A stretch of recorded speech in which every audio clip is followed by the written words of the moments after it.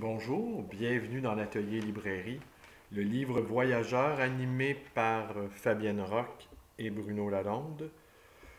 Nous sommes à Montréal le 23 juin 2018. Aujourd'hui, je poursuis avec John Buchan, la série, la collection Nelson, le numéro 228.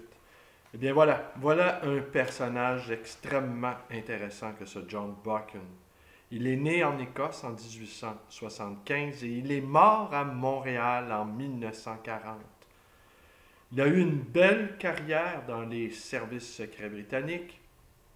Il a été également euh, gouverneur général du Canada de 1935 à 1940. Il a même signé l'acte, à titre de représentant officiel, il a signé l'acte de déclaration de guerre engageant la Grande-Bretagne et ses dominions à la déclaration de guerre, quoi. Alors, on reprend depuis le début. Il est avocat, il est romancier, il a fait des récits d'espionnage, dont le plus célèbre, celui dont je vais vous parler, Les 39 marches, porté à l'écran à 3 reprises, dont une fois par Alfred Hitchcock en 1935. Alors, il a travaillé pendant 2 ans et demi en Afrique du Sud. Il a contracté une infection qui l'a malmené tout au long de son existence, qui l'a affaibli, mais ce qui ne l'a pas empêché d'écrire une cinquantaine de livres. Il a travaillé pendant des années aux éditions Nelson. Et il a écrit également une histoire de la guerre en 24 volumes. Il a couvert pour le journal Times la Première Guerre mondiale. Il a été élu en 1927 au Parlement de Westminster. En 1935, il a été fait baron. Et comme je vous le disais, c'est lui qui a signé l'entrée en guerre de la Grande-Bretagne en 1939. Il a écrit une cinquantaine de livres, vous disais-je, dont quelques-uns pour enfants. Il a écrit un livre sur le Canada, Canadian Occasion, en 1940, et une autobiographie, Memory Old Tudor, en 1940. Alors, Les 39 marches a été publié en 1915, et c'est l'histoire d'un homme qui rencontre lors d'une soirée musicale, il rencontre une dame qui se dit pourchassée par une organisation criminelle terroriste. Il la recueille chez elle et le lendemain matin, il la trouve assassinée. Et c'est là le début. Elle lui dit avant de mourir, elle lui dit qu'il doit découvrir les 39 marches et elle lui nomme un endroit en Écosse. Alors il est donc cette organisation de Blackstone. Il devra, pendant les 20 jours, sauver sa vie et découvrir quelle est cette mystérieuse organisation. Le personnage principal, Richard Haney, est un Canadien. Alors, on est bien curieux. John Buchan, qui a vécu à Montréal, il faudrait lire ce qu'il nous dit sur la condition canadienne. Est-ce qu'il était conscient? Sans doute, oui, parce que étant attaché au service secret de Sa Majesté, ils étaient à l'affût, ils étaient très organisés, très compétents. Et en fait, les meilleurs services de renseignement sont britanniques. Et ceux qui suivent après, ben, c'est les services secrets canadiens, qui sont extrêmement compétents. N'en doutez point, n'en doutez point.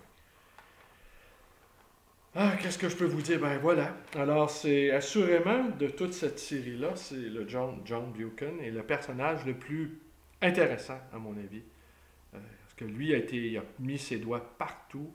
Il a été de l'intérieur, il a compris la politique britannique. De l'intérieur, il a été dépêché en Angleterre pour sans doute y colliger, y ramasser de l'information, puisque c'est un gouverneur général nommé par le Parlement britannique. Ce qui n'est plus le cas aujourd'hui.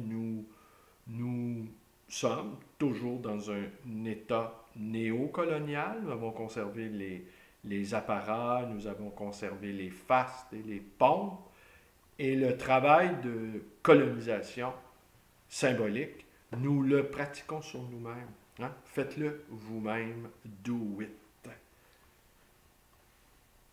Alors, les 39 marches. Il y avait, dans ce volume-là, il y a 2 récits. Il y a la centrale d'énergie. Je n'ai pas fait de recherche là-dessus. Je l'ai réalisé un peu avant de commettre cette vidéo. J'ai envie de vous lire un petit passage de la centrale d'énergie. Ça donne le ton un peu, je trouve. Tu ne comprends pas, fit Tommy sentencieux. Tu connais pas ce vieux Charles comme je le connais. Il s'est mis entre les pattes d'une bande pas ordinaire, et il est impossible de savoir quel mauvais coup il peut commettre. Je le crois tout à fait capable d'organiser une révolution en Arménie ou ailleurs, simplement pour voir l'effet que cela fait d'être un révolutionnaire. Voilà ce qu'il y a de terrible dans le tempérament artistique. En tout cas, il lui faudrait lâcher ça. Je ne veux plus qu'il mette Ethel dans des transes continuelles avec ses lubies. Je vais le ramener de Moscou, dussé-je le faire passer pour un aliéné en rupture d'asile. Et il est fort probable qu'il l'ait déjà aliéné, puisqu'il n'a pas emporté de vêtements. J'ai oublié en quels termes je lui répondis, mais ce fut pour l'engager à la prudence. Je ne voyais pas motif de recourir à ce remède héroïque. Pete Héron ne m'intéressait pas énormément, et l'idée que Tommy s'érigeait en défenseur du foyer me semblait grotesque. Je trouvais qu'il partait en guerre sur de bien faibles indices et qu'il allait probablement se couvrir de ridicule. Ce n'est là qu'une nouvelle foucade de notre homme, dis-je. Il n'a jamais rien su faire comme tout le monde. Quel ennui peut-il bien avoir? Des ennuis d'argent? Lui, il est riche comme Crésus, fit Tommy. Une histoire de femme. Aveugle comme une taupe à la beauté féminine. Des démêlés avec la justice? Je ne pense pas. Il est à même de régler par un chèque toute mauvaise affaire de calibre moyen. Alors j'y renonce. De quoi qu'il s'agisse, cela me l'effet que Pétéron va avoir un compagnon de malheur avant que tu ne te sois tiré de cette affaire. Je suis tout à fait d'avis que tu prennes des vacances, car pour l'instant, tu n'es plus qu'un fléau pour tes amis et une honte pour la législature de ton pays. Mais de grâce, surmonte ton goût pour le romanesque. Ce n'est pas bien porté en Russie. Eh bien voilà, on donne un peu le ton. Hein? On nous rappelle, l'auteur nous rappelle que le tempérament artistique, au fond, beaucoup de nos... parce qu'aujourd'hui, de toute façon, faire la révolution, c'est impossible. La dernière utopie, vous le savez, la dernière utopie qui nous est accessible, c'est de se maintenir en l'état vivant le plus longtemps possible. Sommes au bord de l'abîme. Hein?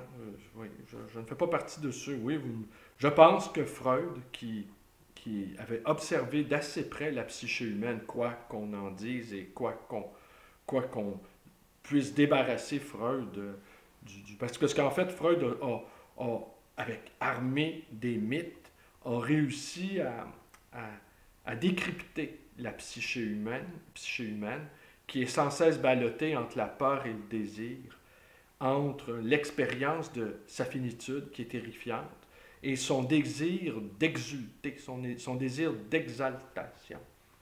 C'est ainsi que les révolutionnaires qui sont dans l'utopie sont dans la jouissance, et les politiciens pragmatiques, eux, sont dans la mortification. Et les seuls politiciens que nos temps peuvent nous offrir, ce sont des politiciens qui, tout en promettant du changement, surtout ne l'écriront pas, car nous n'en voulons pas. Nous voulons rester le plus longtemps possible en l'état pour ne pas que les forces de destruction nous emportent. Et Freud pensait que la pulsion de mort, l'instinct de mort, eh bien, serait plus fort que l'instinct de vie, pour finir. Que le désir de mourir, que le désir de voir notre monde mourir, eh bien, serait plus fort que tout. On n'a qu'à se rappeler nos propres parents, grands-parents, qui enduraient beaucoup de sacrifices en se disant que leurs enfants n'auraient pas à porter, n'auraient pas à en faire autant. Aujourd'hui, on a l'impression que c'est le contraire. On souhaite confier le fardeau euh, aux générations futures en se disant de toute façon, c'est terminé, ils s'arrangeront avec. Et quand on regarde le comportement de bien de nos jeunes contemporains, ils semblent avoir lancé la serviette malgré leur dénégation. Alors, je vais vous lire un dernier petit passage de Les 39 marches.